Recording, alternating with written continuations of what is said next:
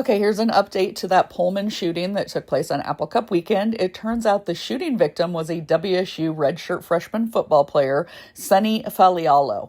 Now, he is expected to make a full recovery. He was in surgery, was shot in the stomach, but it did not hit any of his organs, so he has already been released from the hospital.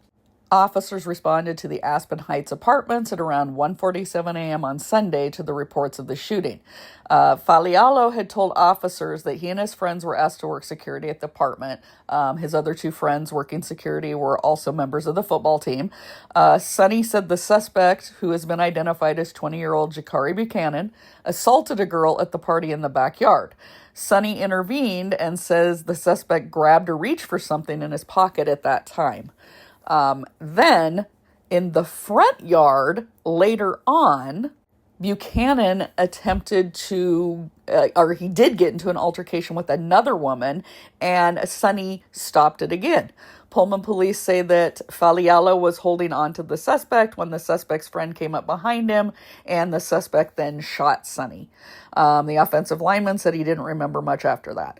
The person who called 911 said he saw the suspect's group get into a dark sedan and leave the area. Now, originally it had been reported that they were in a rental car with Minnesota plates, but that car was returned to SeaTac, so they are no longer looking for that car.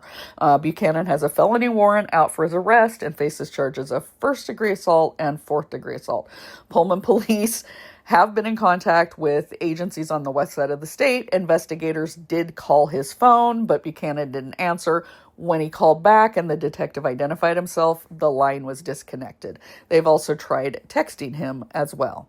WSU did release a statement confirming that one of our student athletes was the victim of a shooting. The student is currently recovering and his family is with him in Pullman. Because this is an active investigation, we ask that all further inquiries be directed to the Pullman Police Department. And they also go on to explain what type of services students who have been impacted by this event can reach out for. So the counseling and psychological services, and then additional support services through the Dean of Students. And in case you missed this on one of my previous posts, here is a description of Jakari. He is described as a black male, 5'7" tall, and 143 pounds. He was last seen wearing a white shirt, blue jeans, and white shoes. And it's fortunate that they have a name and have identified him, so hopefully they will be able to resolve this quickly.